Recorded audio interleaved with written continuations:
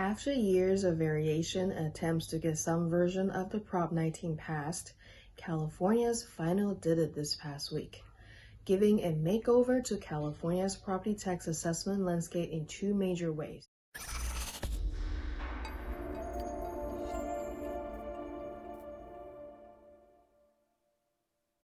I'm Chia Rodesky with the Walker team of Interior Real Estate, back this week to discuss one of the most significant propositions in the last 40 years to affect California homeowners.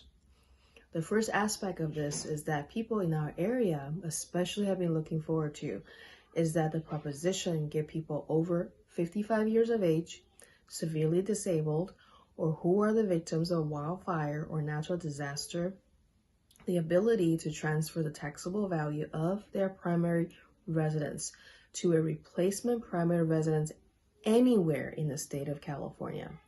Currently, if a homeowner sells a primary residence and purchases a replacement residence not within the 10 cooperating counties under Proposition 13, the tax assessment on the new residence is based on its price at the time of the new purchase.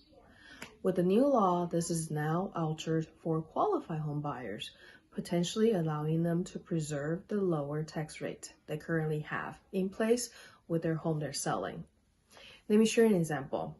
Imagine Kyle and Samantha purchased their San Jose home in 1976 and paid $100,000 for it at the time. With property tax and assessment increase each year, Kyle and Samantha's tax basis is now $190,000, and their annual property tax bill is about $2,000. Their home has appreciated over time and is now worth $2 million. If Kyle and Samantha decide to sell their home and purchase a replacement property before this change, they will lose their tax basis unless they purchase within those few specific counties previously mentioned. Now, what happens if they move to Southern California or even Sacramento to be closer to their grandkids? If they purchase a home around the same value, their new property tax would be over $20,000, a significant change in their annual budget. Prop 19 allows them to keep their current tax basis without being penalized with a property tax increase, as long as they're purchasing a home below the sales price of their current home. Also, if the market value of the new property that the owner purchased is greater than the market value of the old property, then the difference will be added to the taxable assessed value of the old property. One of the aspects that I'm most excited about is this will be available to homeowners who have lost their home from a wildfire or natural disaster, who have seen too many people punished with higher taxes when they didn't choose to move. By the way, homeowners will be able to take advantage of this transfer 3 times after the age of 55 to account for changes in their lifestyle. The second aspect of this proposition is how this version finally passed. The flip side affects properties in the parent-to-child transfer.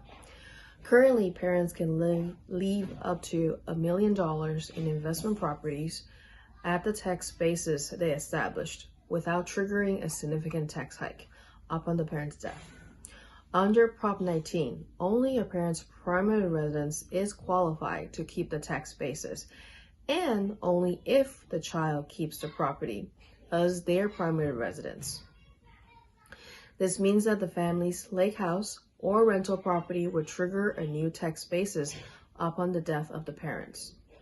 This exemption for older homeowners and others will cut into property tax revenue, but that will be more than offset by the gains from ending the brakes on inherited property, yielding a net gain that the state estimates could reach hundreds of millions of dollars a year, each for school and local governments over time.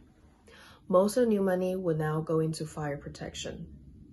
There are a few pertinent dates to this new tax change. February 16, 2021 will be when the parent-child exclusion ends, and the home replacement aspect will be apply to transfers starting April 1st. However, it's unclear whether eligible homeowners must buy and sell on or after April 1st at this point. If you'd like to know more about this, may affect you, personal situation, or just want some clarity on all of this, reach out to me to learn more. As always, be sure to speak to your accountant attorney as well.